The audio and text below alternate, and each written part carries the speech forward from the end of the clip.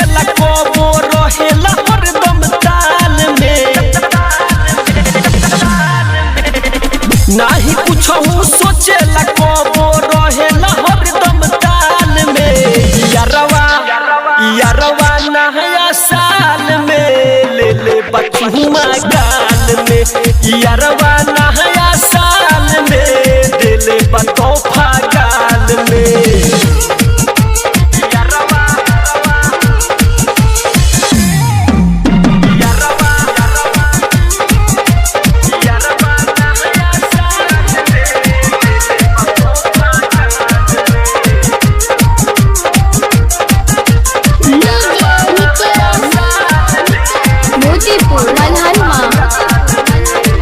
Picnic के बहाने हमके खेत में बोलावे, देख के गोराई गल के प्यार से सहलावे।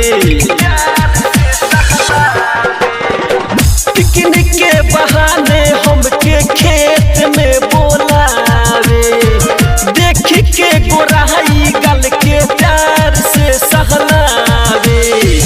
बात नहीं मानी तो हमके उठा के ले जाला खाल में। यारवा यारवा नया साल में ले ले बचुमा गाल में, यारवा नया साल में दे ले बतौफा गाल में।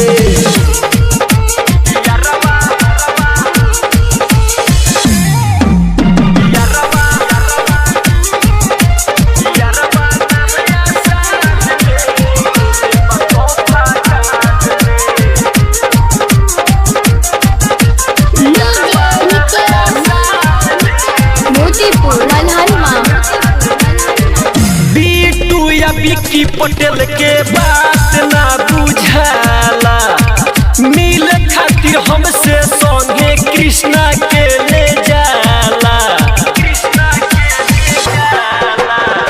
बीटू या विक्की पटेल के बात ना बुझाला, मिल खातिर हमसे संगे कृष्णा के ले जाला। कोही काटे जारुल राज से यारवा पाका माल के, यारवा यारवा नया साल में ले ले बचुमा गाल में, यारवा नया साल में दे ले बतौफा गाल में। राधा डिजिटल रिकॉर्डिंग स्टूडियो समोता चौक।